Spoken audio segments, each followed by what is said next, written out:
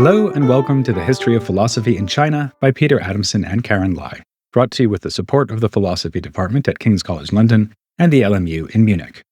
Online at historyofphilosophy.net.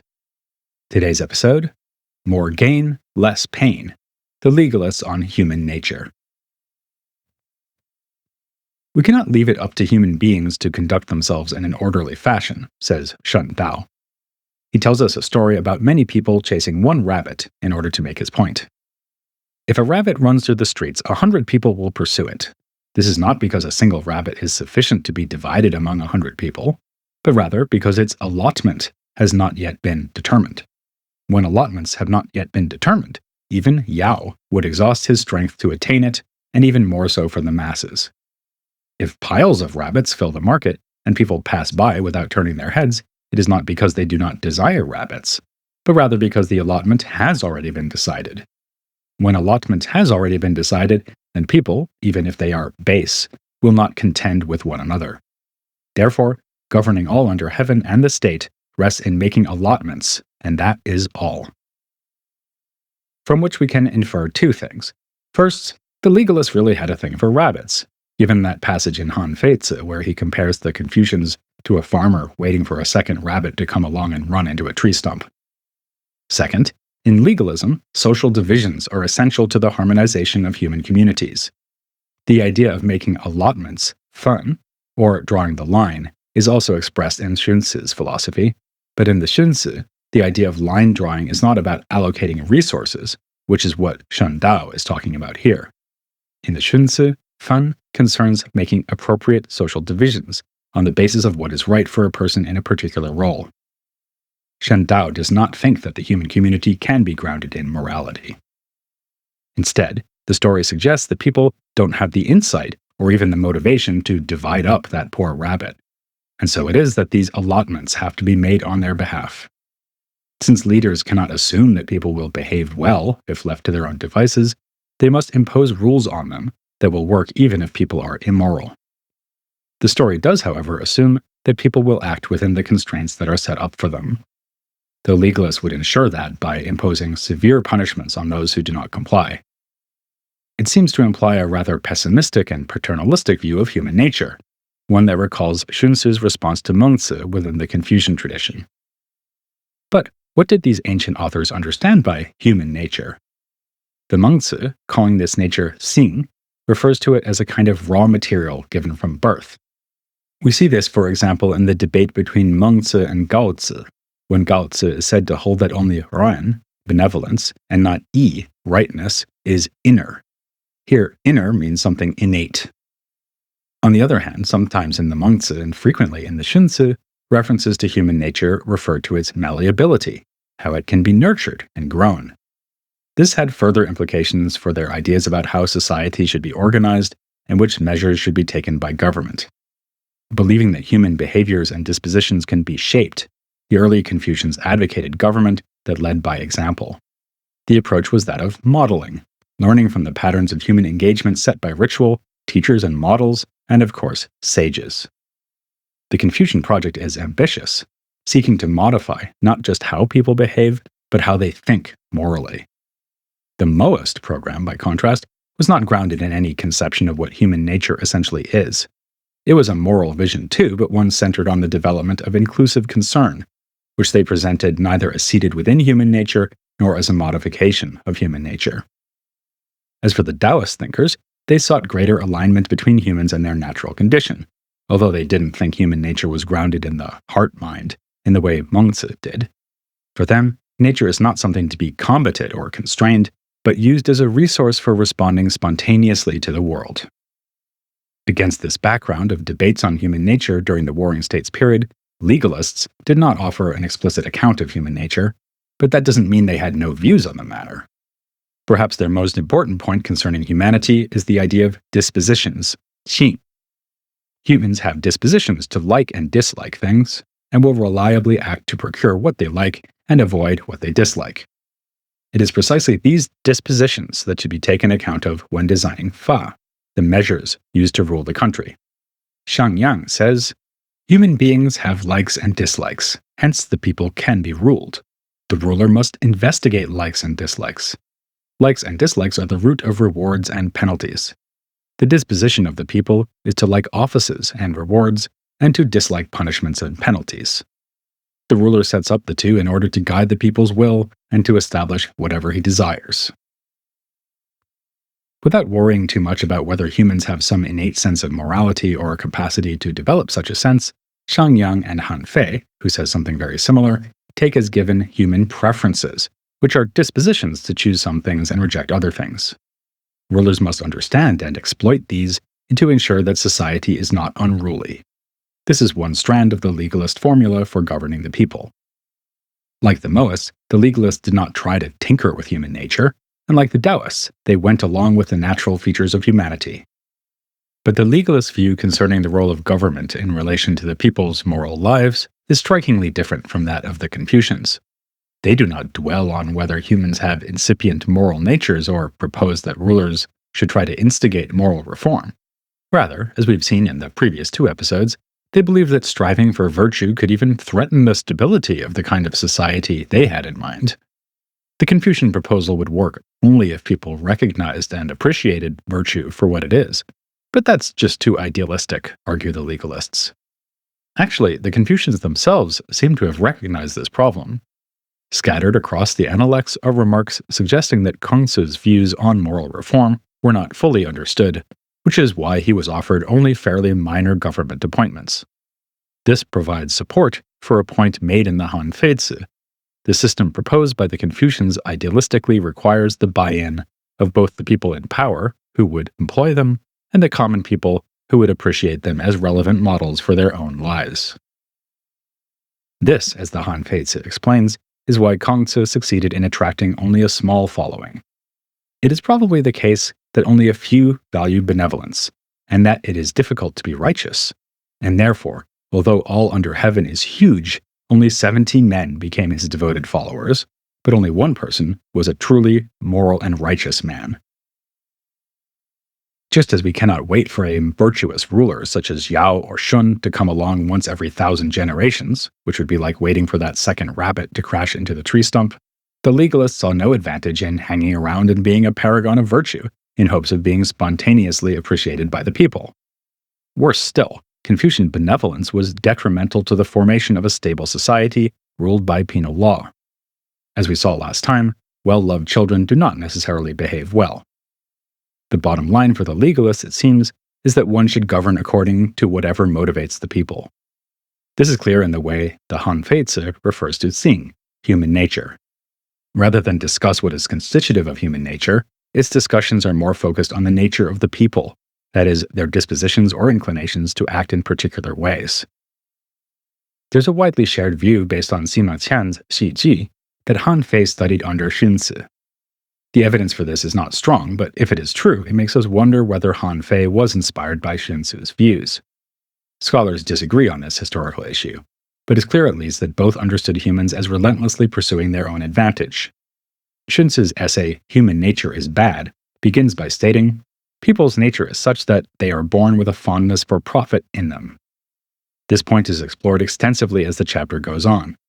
At one point, Xunzi remarks, "As for the way that the eyes like pretty colors, the ears like beautiful sounds, the mouth likes good flavors, the heart likes what is beneficial, and the bones and flesh like what is comfortable, these are produced from people's inborn dispositions and nature." We find echoes of this view of desire in the Han Fei. One might say, if in a house with 1,000 pieces of gold the sons are not kind to one another, that is because man's urge for profit is extremely strong. That humans are driven by desires is not exactly a revolutionary insight, and it can be found in other Warring States thinkers. What's more distinctive about the Xunzi and the legalist texts, though, is how they build on this thought. Xunzi offers a program for refining inclinations and desires. The shaping of humankind by teachers and models who exemplify propriety and rightness will transform people, so that brothers who might have fought over property would even give the property over to their countrymen. But this option is not considered by the legalists, who take people's self-interested nature as a starting point. Why the lack of ambition? Well, it could be that the legalists were more realistic or more cynical about the role of the ruler in instigating moral change, especially if the program aims at nothing less than moral transformation. Remember, they believed rulers were generally mediocre and thus unlikely to manage such fundamental changes in their subjects. So, whether they referred to human nature or dispositions, the legalists' aim is to work with the characteristics of humans so as to encourage compliance. With this in mind, let us revisit the theme of rewards and punishments in the Han Feizi to see how they make use of the preferences of the people. Thus, it is best to make rewards abundant and reliable in order to make the people see their profit in them, and it is best to make punishments heavy and inevitable so as to make the people fear them. Similarly, the enlightened ruler organizes his relationship with his advisors in such a way that they're entirely dependent on him. They hanker after the profit he provides to them, in the same way birds with clipped wings are completely reliant on their breeders. A tamer of crows cuts off the lower ling feathers of his birds. When he cuts off their lower ling feathers, the birds must rely on men for food, so how could they then fail to become tame? The enlightened ruler does the same thing when fostering ministers. He ensures that ministers cannot but see their profit in the stipends they receive from the ruler, and that they cannot but submit to the official duties they are assigned from above. Fa, implemented through rewards and punishments, is effective because it forces people to recalculate what will best maximize their particular interest set, as Eric Harris has observed. It's almost as if the ruler is being advised to engage in strategic games with the people, offer a carrot and stick approach, or wait for them to take the bait. But what if people don't want to play and opt out of this carefully calibrated society? Hermits were a bugbear for some Warring States thinkers. The Confucians were deeply critical of those who refused to participate in a ritual life, which of course required reciprocity. The legalists were critical of hermits too, though for different reasons. Hermits were not interested in taking the bait or chasing the rabbits that legalist rulers might offer to them. In an account of two hermits executed by Grand Duke Wang, the duke justifies his actions. The hermits are useless to the duke, as he cannot make them submit to him or employ them, and tellingly, he cannot encourage or dissuade them with rewards and punishments. Those who withdraw from social life cannot be manipulated, because they display no desire for more gain and less pain. The scholar Albert Galvani brings out the significance of this issue for the legalists. In eluding the logic of desire, such individuals are beyond the reach of power. They not only become a dangerous factor of disorder, but also turn into pure aberrations at the fringes of the system. Grand Duke Wang's disturbing act of violence and the justification he provides for it suggests that legalists see political subjects as mere targets for manipulation, and that immunity to such manipulation is an intolerable danger. This view is quite widely shared among scholars of legalist philosophy. For example, Masayuki Sato unfavorably compares Hanfei to Shunzi. Far from being a disciple of the latter, Hanfei made proposals about manipulating human selfishness that even the more realist Confucian Shunzi could never have accepted. Yuri Pines has described the legalist program as a form of social engineering. Speaking of the earlier Fa thinker Xiang Yang, Pines writes, "The people can be manipulated to do whatever the ruler considers necessary through a combination of positive and negative incentives." As Xiang Yang's program focused on war and agriculture, penal law was crucial in ensuring that there were sufficient farmers and soldiers who were fully dedicated to their roles. Yet, penal law was not enough to motivate people to take on roles in the military and to commit to the roles with utmost dedication. Again, this is because of people's natural preferences. Somehow, they just don't like marching for days on end and then facing violent slaughter just to make their ruler's reign a little more successful. So, a so-called rule of terror is required to deter deserters and those who refuse orders. To order the army ranks, link them into 5-man squads, distinguish them with badges, and bind them with orders. Then there will be no place to flee, and defeat will never ensue. Of course, this advice can be compared with what we can find in some of the period's manuals on war, including the one by the famous Sun Tzu. Likewise, in relation to agriculture, control of the people is paramount. When the sage establishes laws and transforms customs, he causes the people from morning to dusk to engage in farming. Here too, Xiang Yang's program leaves no escape for the people. Elsewhere, the text goes so far as to speak of people being glad to farm and enjoying war once they've been sufficiently cowed by the system of Fa. Here, it's hard not to sense a deep cynicism about the people and the extent to which they can be manipulated.